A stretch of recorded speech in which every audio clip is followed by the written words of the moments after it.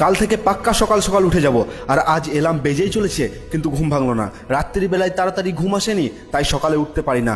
এটাই করতে থাকো, হ্যাঁ আমি তোমাকেই বলছি, এটাই করতে থাকো। আর কি লাভ তোমাকে বলে, সময় কম আর লক্ষ্য অনেক বড়।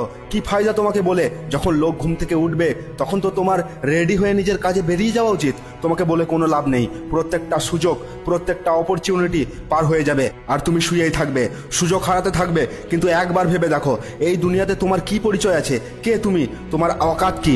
নিজের পরিচয়, নিজের অকাত তৈরি করা এখনো বাকি আছে, তাই না?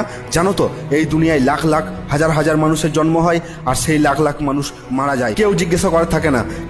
কেননা এরাও এটাই করতো, শুয়ে থাকতো, এড়িয়ে যেত, নিজেকে দোষ দিত, নিজেকে মিথ্যা কথা বলতো। কি কাল থেকে পড়বো, কাল সকালে তাড়াতাড়ি উঠবো, কাল থেকে প্রত্যেকটা কাজ সময়ে করব, কাল থেকে জিম জয়েন করব, কিন্তু সেই কাল কোনোদিনও আসেনি। আর সেখানেই জীবন শেষ।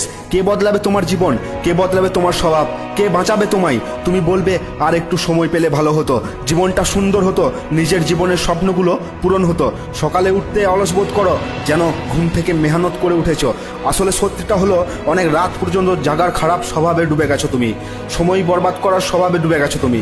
একবার সকালে উঠে দেখো একটা পুরো দিন কতটা দামি। সবকিছু ভুলে এমন কিছু করে দেখাও যে দুনিয়া উদাহরণ দেবে তোমার মতো। আমাকে কমেন্ট করে অবশ্যই জানিও কারা কারা আজ রাতে তাড়াতাড়ি শুয়ে কাল সকালের সুন্দর সূর্য দেখতে ইচ্ছুক।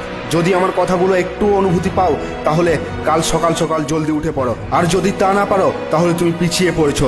বাবা মায়ের উপর দোষ দিয়ে লাভ নেই।